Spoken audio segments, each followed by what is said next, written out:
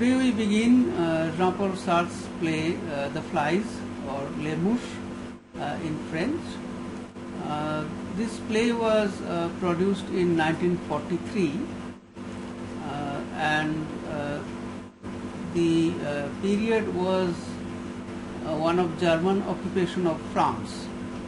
So from June 1940 to 1944, France was occupied by Nazi Germany for 4 years, and in this period there was what we call the resistance of the French people who in many secret ways tried to defeat the Germans. The ruling French regime was run by Vichy, and that regime sided with the Nazis, and therefore the French resistance could not officially function. So it was underground, and many writers and poets, artists, they joined the resistance. Sartre was, as you know, both a philosopher and a writer, dramatist, novelist. He has many facets.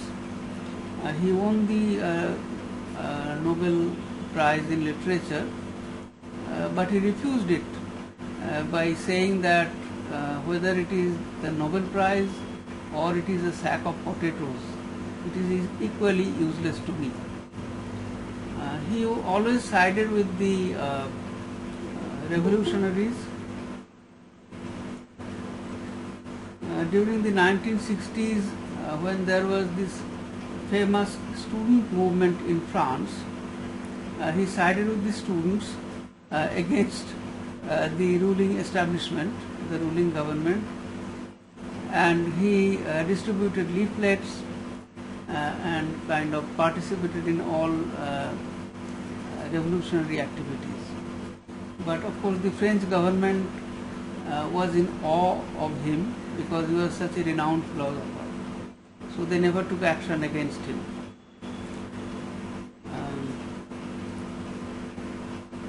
Similarly, Albert Camus, another French existentialist philosopher and friend of Sartre.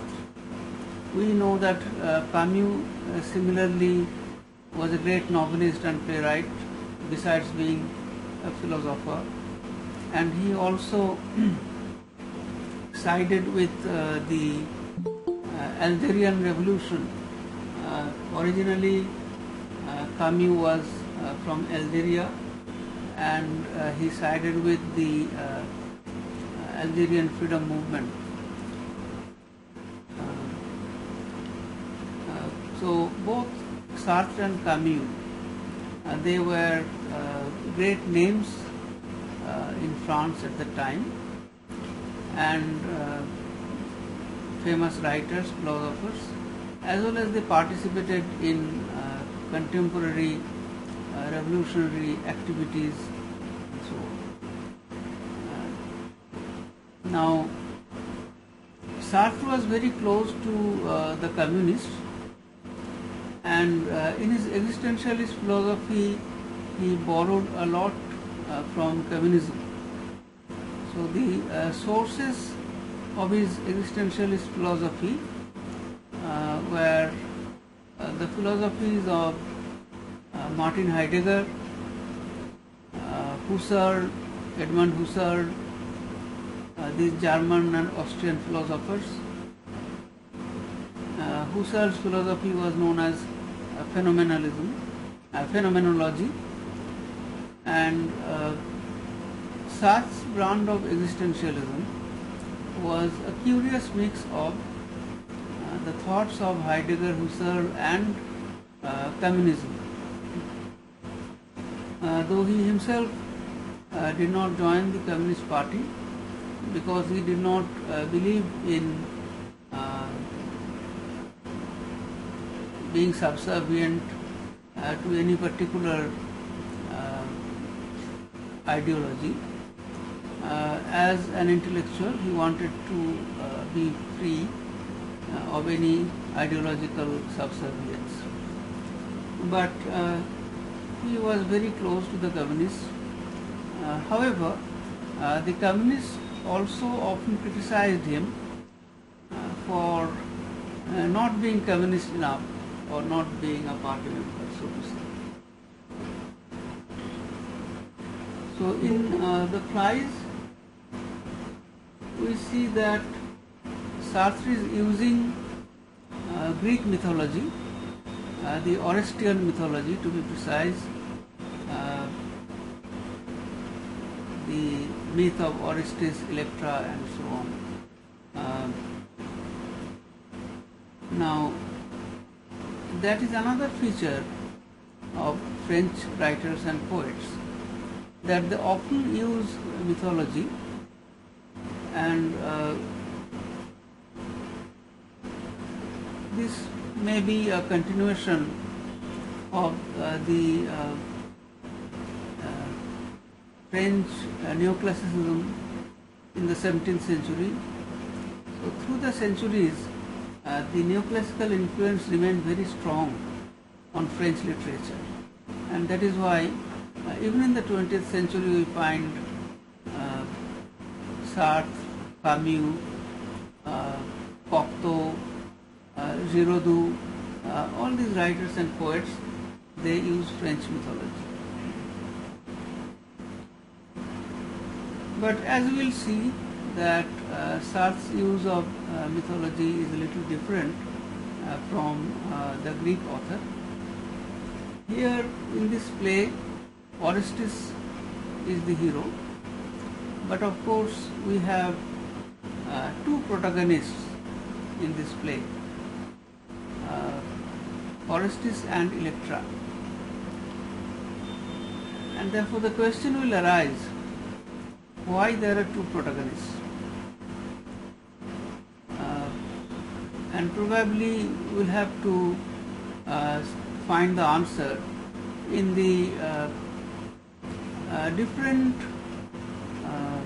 actions or reactions of these two protagonists to the issue at hand.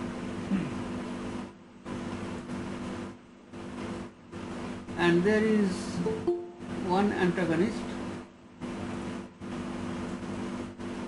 that is Zeus. So you know that Zeus was a pagan god. Here he appears as an evil god, and he is also named or compared to Beelzebub, the lord of the flies in the biblical tradition. And in this play the flies become symbols. We will discuss that later.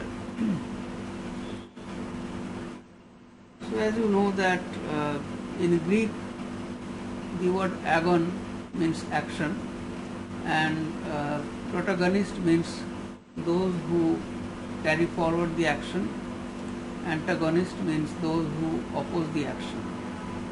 So in this case, Orestes and Electra carry forward the action or the plot, and Zeus tries to oppose that plot. So with the introduction of Zeus, we see that we have here a supernatural element, because Zeus is a god. Though Sartre presents him in this play as a character like any other human being, he follows Orestes and his tutor as they set out on a journey from Athens to Argo in Greece. Now, Argo is a small town on a hill, and you know that in the ancient period, Greeks or aristocratic Greeks used to have tutors or teachers who were actually slaves, but they were learned slaves. So teachers or tutors sometimes can be found in ancient literature. Sartre here is following the tradition and presenting the tutor as Orestes' teacher, but he has a sarcastic point of view, and he does not at all like the idea of leaving Athens, which is a very beautiful city, rich in cultural heritage, and coming to this small hill town of Argo.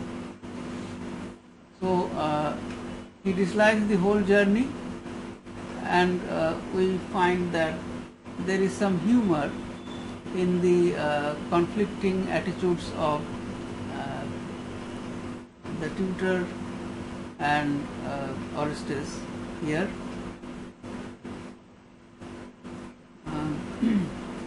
Now, Zeus had been following them from the beginning of their journey and came here, and in Argo again, when the tutor sees him, he recognizes the man as the bearded man who had been following them. Now, incidentally, in the city of Argo also there is a huge statue of Zeus with blood on his mouth, which suggests that many sacrifices were made to the god, and therefore it is a bloodthirsty god, an evil god. So we will see that the predominant metaphor in this play is that of the plague. The city of Argo has been suffering from this pandemic of plague, and there are flies all around, which is an indication that there are lots of filth, lots of garbage everywhere, or corpses, people dying, and flies all around. So this image of plague or pestilence is used by Sartre to indicate the Nazi occupation of France, and this image was also used by Albert Camus in the book The Plague. The curious thing about this play is that it was performed to the audience and ran successfully, and nobody dared to produce a play which would be critical of the Nazi government or a pro-Nazi government. But the curious feature of this play is that when the Nazi officer watched this play, they thought that it represented their fascist ideology. Whereas the French audience, they immediately recognized in the play that it was a play about resistance, about overthrow of the fascist ideology. So how could that happen? How could the same text be read in two different ways? So we will see that. And Sartre had to manage this very carefully so that his play is not censored.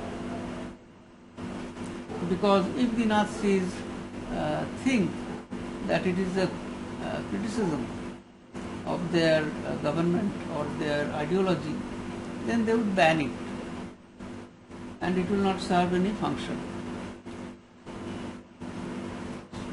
The character of Orestes in this play represents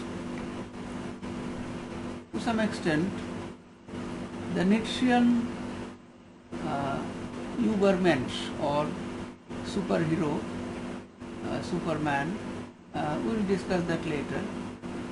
And since the Nietzschean idea of the Übermensch was close to the fascist idea,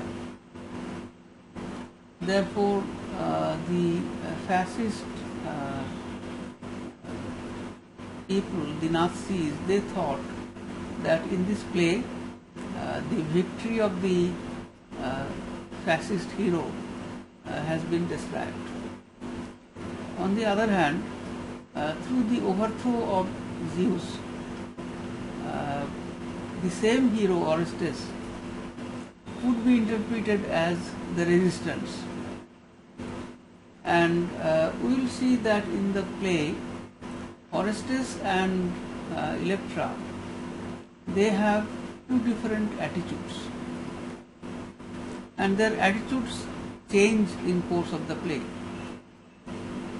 So at the beginning of the play, Electra is fully convinced that she should seek revenge of the murder of her father Agamemnon. You all know the story that Clytemnestra and her lover Aegisthus, together they murdered Agamemnon, and their daughter Electra opposed their views.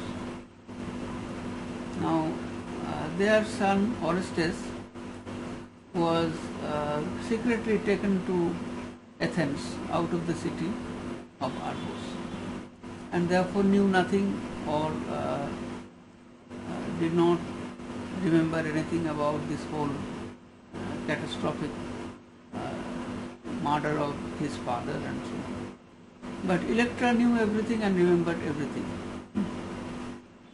So at the beginning of the play, Electra is determined to take revenge, whereas Orestes, he comes back to his native city, but he does not have any intention of taking revenge or any such purpose. He is purposeless. But gradually it changes, and we see that Orestes decides to take action and to alter the situation in the city, whereas Electra withdraws and is afraid of taking action. So if we think of an interpretation in political terms, then it may be that Electra perhaps represented the French people who compromised with the Nazi authorities and decided not to resist, and Orestes represented the resistance. This play can be interpreted in political terms, in literary terms, and in philosophical terms. Therefore, the various layers of interpretation makes it a complicated play. At the same time, Sartre was successful in writing a play that would be also commercially successful. Okay, so it was no mean achievement, we may say. What does existentialism have to do with this? So you know that in existential philosophy, it is believed that man is free. Man finds himself in a situation. Sartre has 3 volumes of philosophical essays. These volumes were called Situations. So, man finds himself in a situation, and he has to find his purpose, since apparently there is no purpose of human life. So this part of the idea is borrowed from nihilism, the nihilism of Nietzsche, Friedrich Nietzsche, who is the most influential figure who influenced Heidegger and all later philosophers, including Sartre. So there is a gap between man's being or existence and the world. So how is man related to the world? Is there any meaningful relation? So this meaning can be discovered or can be asserted if man decides to act. So he has to act for or against something. He has to find a purpose. That is where we have Sartre's idea of commitment. So in French, engagement, the spelling is that of engagement. In French it is pronounced engagement, and we have the phrase engaged literature or littérature engagée. Now this engagement or this commitment is both political as well as philosophical. Why political? Because existentialism believes that man is essentially free, but he does not know it. And when he tries to know the meaning of his existence, then he tries to find a meaningful connection or logical relation of his existence with that of the world. So that can be done by only by supporting a particular cause or a particular action, or committing to a party or committing to a particular ideology. So that is engagement. And unless every person asserts his freedom, the whole world cannot be free in the true sense of the term. So existentialism is a philosophy which believes that freedom is not just a political feature, but it is essentially tied to human existence. Man is essentially free.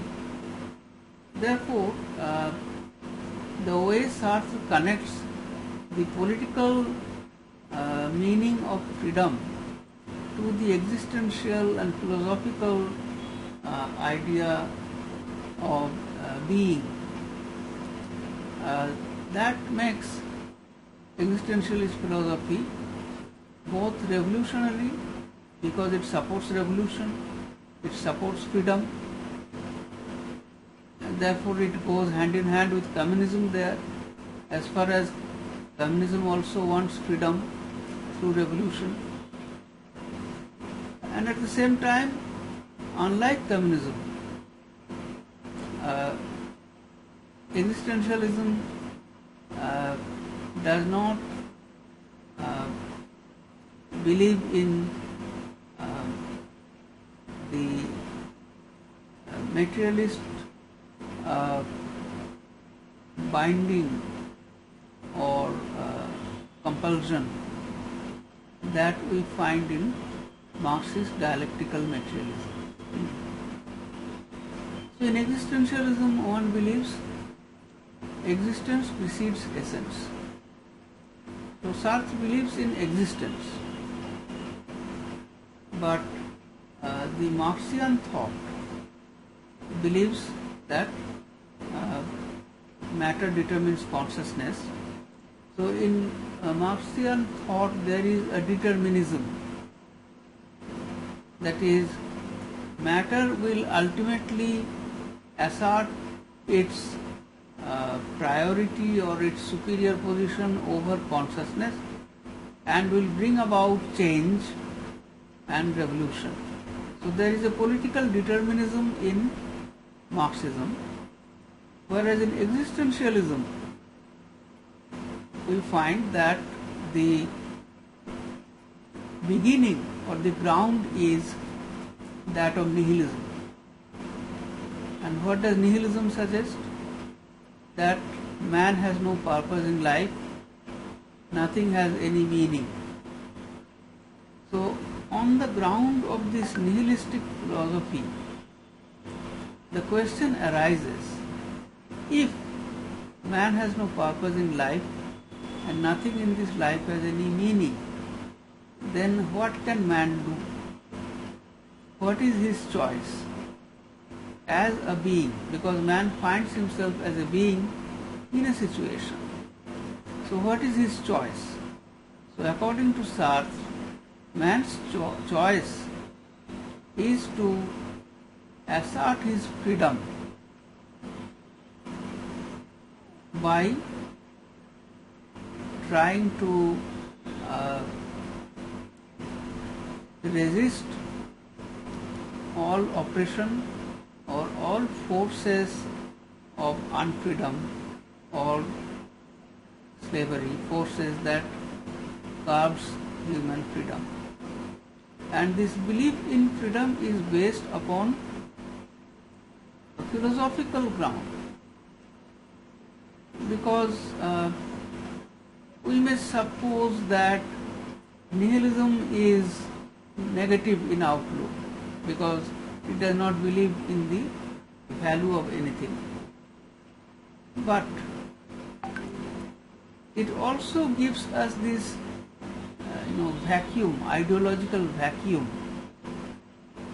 where Sartre finds a corner on which to build his existential philosophy, that since there is no prior meaning or value, therefore man can make this meaning by choosing to assert his freedom and making his being meaningful.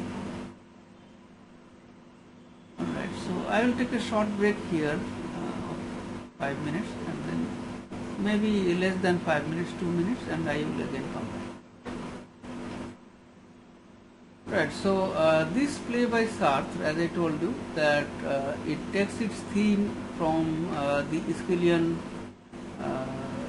trilogy, the Orestian trilogy, where the story of the House of Atreus is described in 3 plays. The first play is Agamemnon, the second play the Libation Bearers, and the third play Eumenides. This play follows more or less the second play, the Libation Bearers, where Aeschylus represents the brother and sister Orestes and Electra meeting, and together they plan the revenge. The third play, Eumenides, where Aeschylus presents the Erinyes pursuing Orestes and Electra to hell. The Greek word is written in English as Erinyes, Erinyes. Now, these Erinyes, they are in the Eumenides, they are the flies or the furies. Erinyes actually is translated as furies. In Sartre's play, the furies or Erinyes who pursue Orestes and Electra to hell they are represented as the flies. So we see here that the flies metaphor becomes appropriate in the context of the plague or the pandemic, and we will see how even the pandemic is to some extent metaphorical in this play. I already told you that the plague would be interpreted as the Nazi occupation of France, but otherwise also in the play the reference to corruption. So the pandemic is a metaphor for corruption. The reference to corruption of the rulers and the guilt of the people, that is also symbolically represented by the metaphor of pandemic or plague. So Sartre borrows his principal metaphors from the Austrian trilogy, but even though this play closely follows the second play of Aeschylus, yet it has a complete different twist, because as a modern writer there is no point writing another Greek play. So Sartre is not competing with Aeschylus. He is not writing another Greek play. So his play will never be like a classical Greek play. So it will always be meaningful to modern readers, and that can be done with the help of a twist in the plot or in the interpretation of the plot.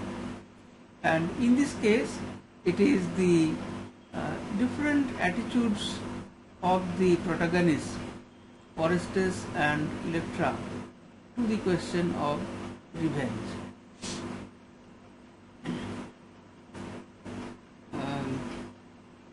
Right. So more or less I have described the background of the play, the context of the play. I told you about the different layers of interpretation of the play, and what remains to be seen is how the play is actually executed. Now, do you have a copy of the play with you? Yes, sir. I have the soft copy, sir. You have soft copy. If you want to buy book, then you can buy this book is available. No Exit and 3 other plays by Sartre. So it contains The Flies or Les Mouches.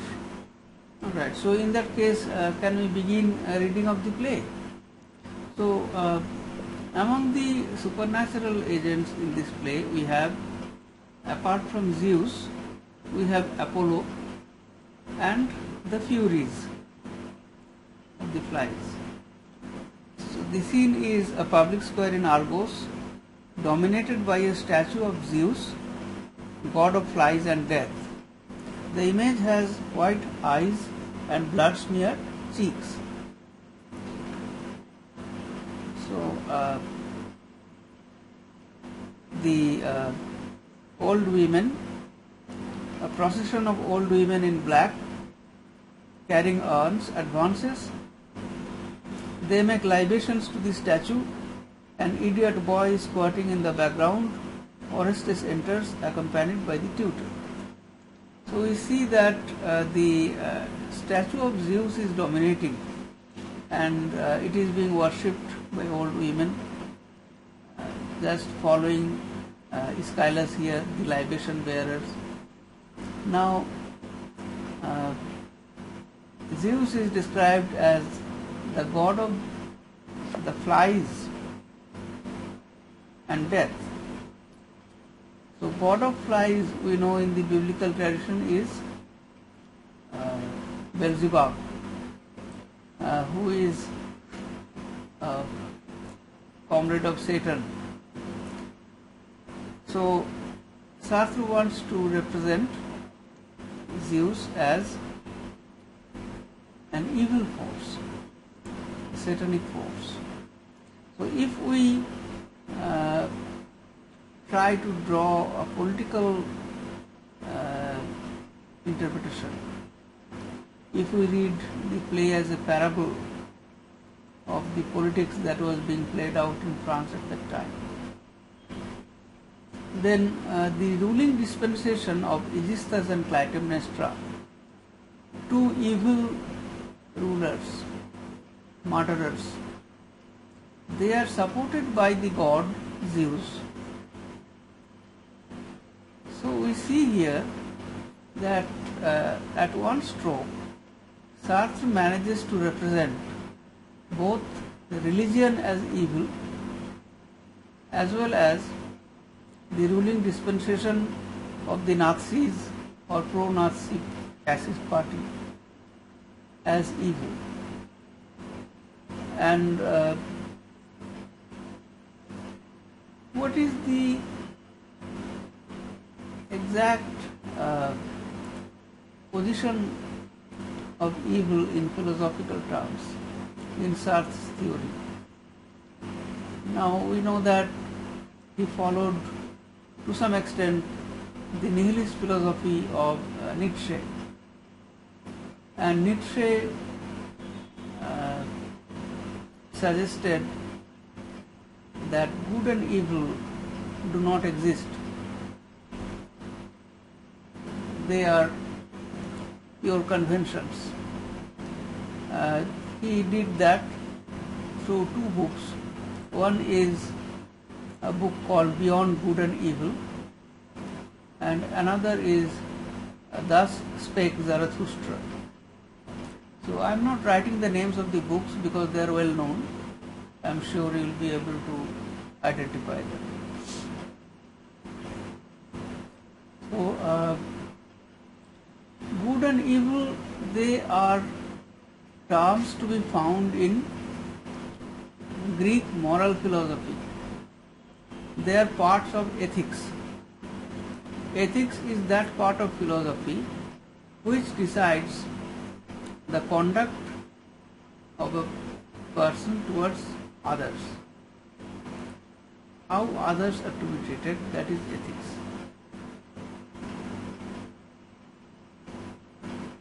In a scenario where it is believed that nothing is true or significant, that is, from a nihilistic perspective, their ethics becomes redundant. At the same time, Sartre does not follow nihilism totally. So, in his theory of existentialism, freedom cannot be fully asserted or fully realized unless there is freedom for everybody. So you note the difference, that for nihilism, the things are given, that the world has no meaning and man has no purpose, there is no God, of course. So these things are given and cannot be changed. But in existentialism, man finds himself in a situation and he has no meaning in life, no purpose, there is no significance to anything. But this can be changed by human action. So there lies the main difference between nihilism and existentialism. So man can change his situation. How? Initially he does not know that he is free, but he has to assert his freedom by choosing to take part. So freedom can be achieved by exercising choice.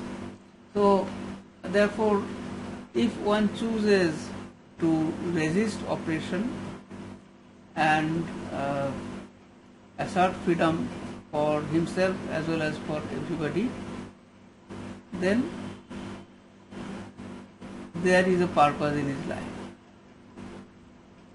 So you can see the difference. You see that existentialism begins from the nihilist point of view, but then it turns towards choice. And the difference with Marxism does not speak about any choice. Marxism speaks of political determinism. It believes that it is inevitable that the proletarians would assert themselves, oppose the bourgeoisie, and lead to socialism.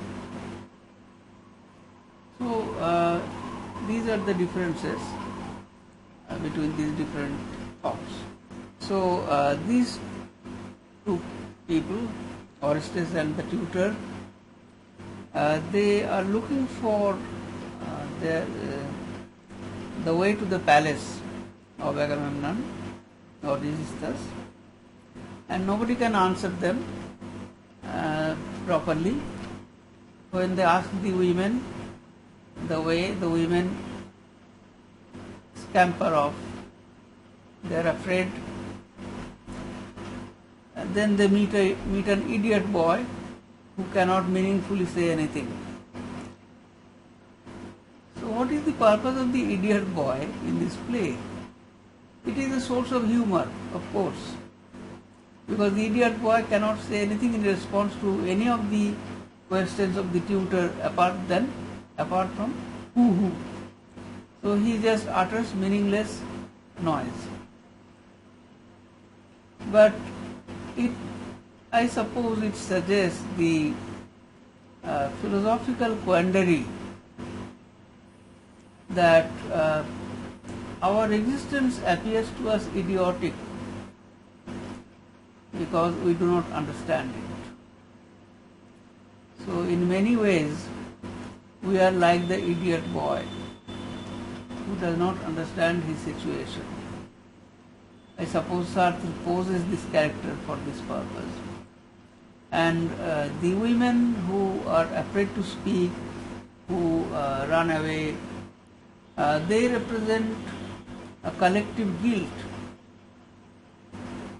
And gradually Orestes and his tutor come to know about the collective guilt that the people of Argos constantly feel as a burden. Now, what is the reason of their guilt? When Agamemnon was murdered, everybody heard his shriek, crying for help, but nobody intervened. Nobody tried to stop the murder. Now, this whole background is narrated by Zeus to Orestes and the tutor.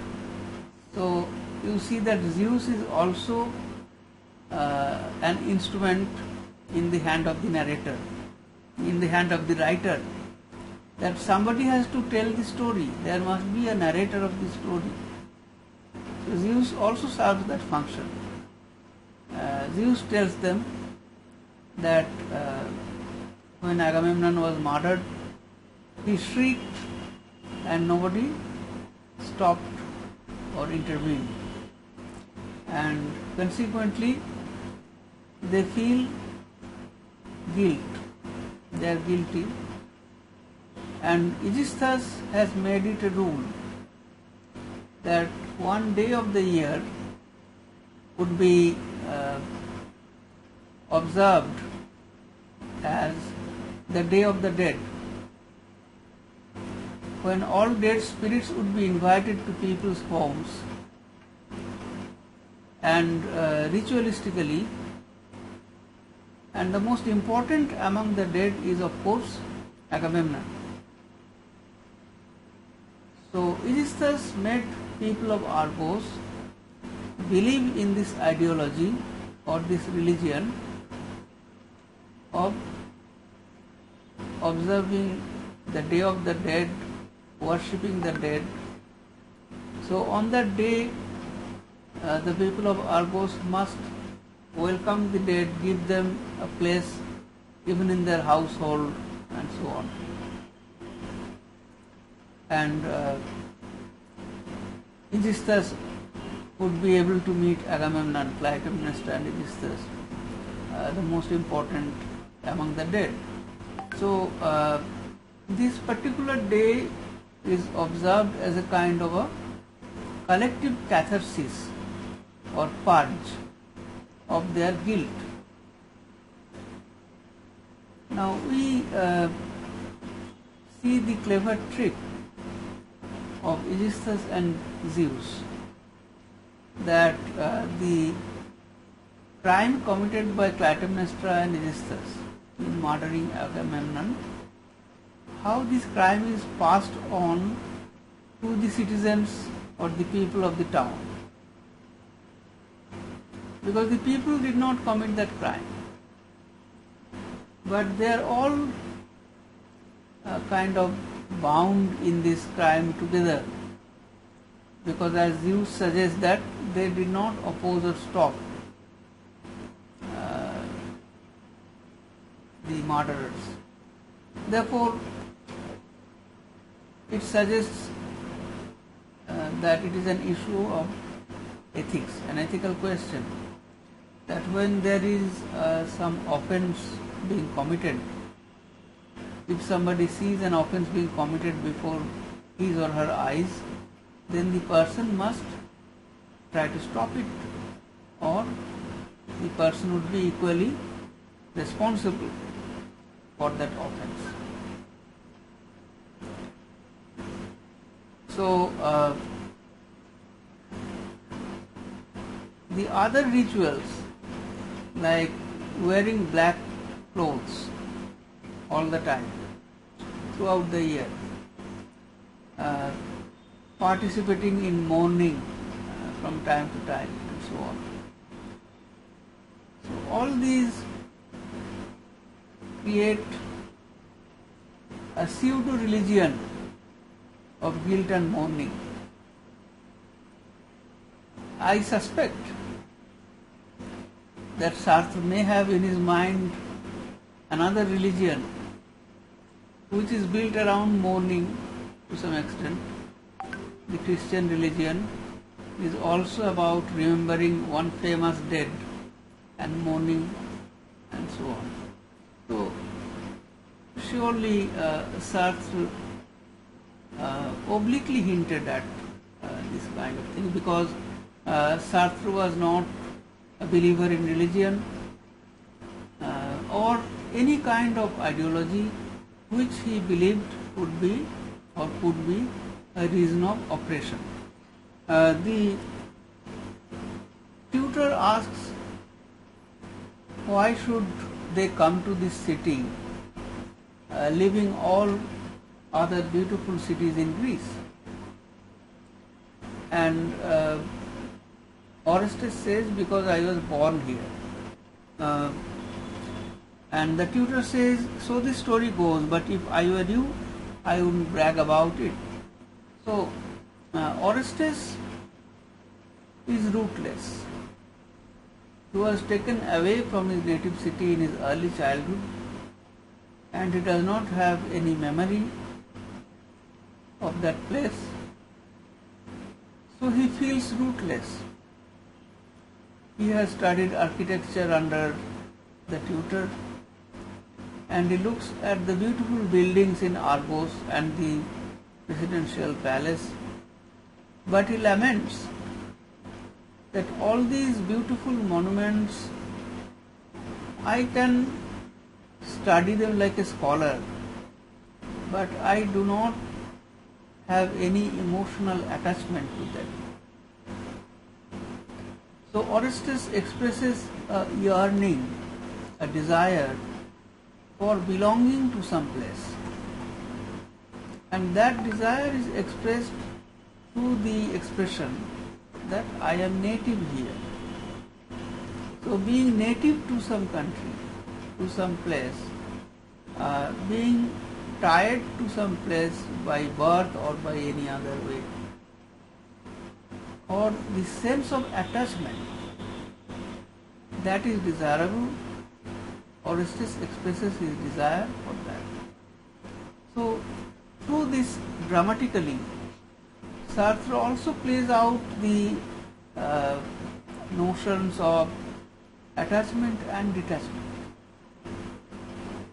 So the dialectic of being attached to something, or the necessity at times of being detached. And we know that these ideas of attachment and detachment also have philosophical implications. So many philosophies speak of detachment as a necessity, or religion sometimes speaks of detachment as a necessity. But here Sartre wants to assert that detachment